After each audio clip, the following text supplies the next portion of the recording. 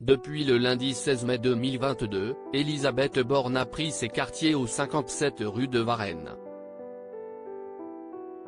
En remplaçant Jean Castex, la nouvelle première ministre avait la lourde tâche de donner des instructions aux autres membres du gouvernement mais aussi de seconder Emmanuel Macron dans ses prises de décision. Ce nouveau poste, particulièrement prenant et éreintant, est récompensé par un joli salaire. En tant que bras droit du chef de l'État, la femme politique de 62 ans eut le droit à une jolie augmentation sur son compte en banque, comme le révélaient nos confrères de RTL, en mai 2022. En tant que ministre, Elisabeth Borne émargeait à environ 10,000 € brut par mois. Désormais, le salaire de la nouvelle locataire de Matignon s'élèvera autour des 15,200 €, faisait-il savoir. En plus de cette augmentation, l'ancienne ministre du Travail a eu le droit à d'autres avantages pendant son mandat. En plus de posséder les clés de Matignon, la chef du gouvernement connue pour son fort tempérament a le droit à profiter du château de Souzy-la-Briche, dans l'Essonne. Et un privilège peut en cacher un autre.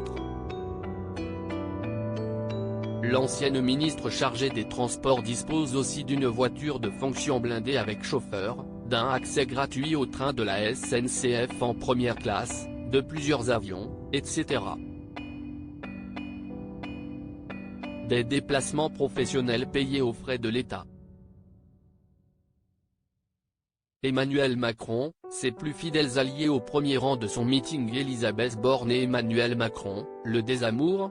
Ce lundi 15 mai, Emmanuel Macron était invité dans le journal télévisé du 20h, diffusé sur TF1.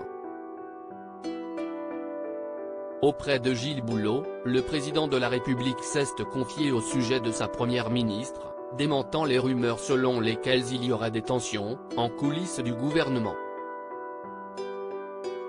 Alors que le journaliste lui a demandé si la femme politique de 62 ans serait encore là dans un an supplémentaire, le chef d'État a vite balayé la question qui lui était adressée. Ça, si est-il la vie des institutions et la vie politique. La Constitution donne au président de la République la responsabilité de nommer un ou une première ministre, a d'abord lancé Emmanuel Macron, évasif, et d'ajouter « Moi, je suis très fier d'avoir nommé Elisabeth Borne il y a un an ». De quoi faire réagir Gilles Boulot qui a lancé « Mais vous la couvrez quand même rarement de louanges et d'encouragement ». Le président de la République a aussitôt assuré ne pas être dans le commentaire politique, tout comme l'intéressé, qui, selon ses mots, est dans l'action. Affaire à suivre. Crédit photo, Stéphane Le Mouton.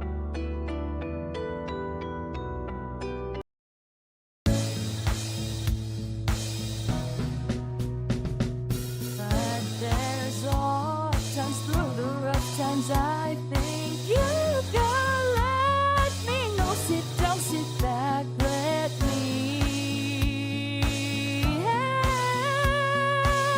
you out.